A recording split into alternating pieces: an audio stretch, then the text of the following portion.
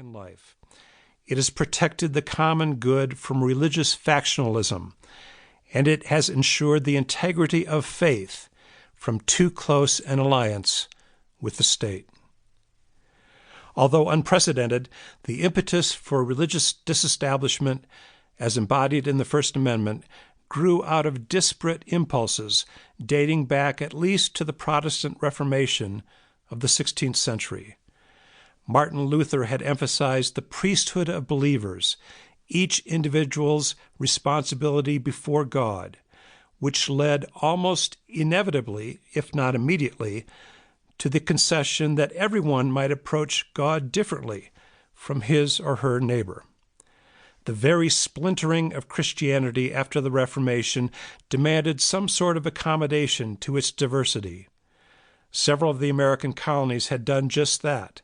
Thomas Jefferson himself cited the examples of New York and Pennsylvania in his Notes on the State of Virginia, written in 1781. Though the established religions in other colonies, such as the Anglicans in Maryland and Virginia and the Congregationalists in Massachusetts and Connecticut, stubbornly defended their establishment status.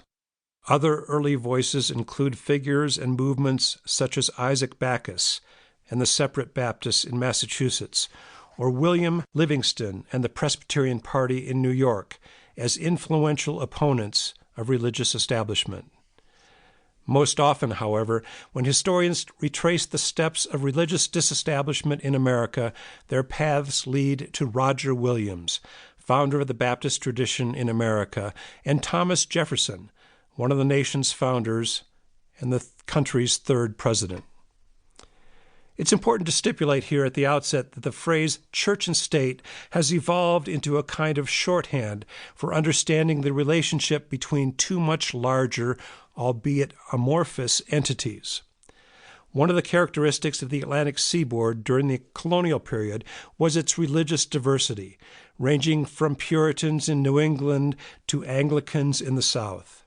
In between, groups as diverse as Baptists in Rhode Island, the Dutch Reformed in the Middle Colonies, Swedish Lutherans in Delaware, Jews in New York City, Presbyterians in New Jersey, Catholics in Maryland, and Quakers in New Jersey and Pennsylvania all established a toehold on the religious landscape of colonial America.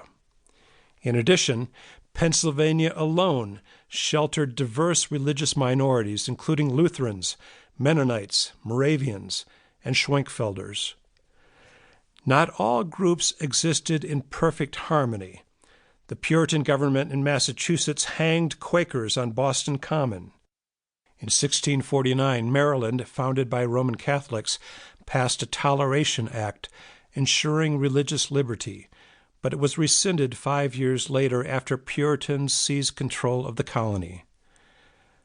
Under Edward Hyde, Viscount Cornbury, the governor of New York, the colonial government sowed unrest in Dutch Reformed congregations as a way of preferring the Church of England. In some places, authorities sought to coerce religious uniformity and conformity.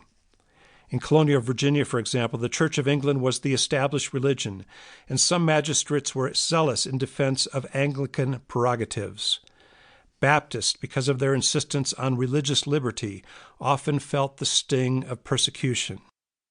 Baptists were thrown in jail in Spotsylvania, Virginia in 1768 for disturbing the peace because of their preaching. A judge named Edmund Pendleton sentenced Baptist preachers to jail for what one contemporary called the heinous charge of worshiping God according to the dictates of their own consciences. A sheriff brutally horsewhipped a Baptist minister, and a gang of well-dressed men nearly drowned 2 other Baptists by holding their heads underwater in a nearby river, a cynical riff on the Baptist insistence on believers' baptism by full immersion. Amid all this diversity and persecution, some colonists began to warn publicly against the dangers of religious establishment. It is not to be doubted, William Livingston, a graduate of Yale, activist in New York politics, and later the first governor of New Jersey, wrote in 1768 that every man who wishes to be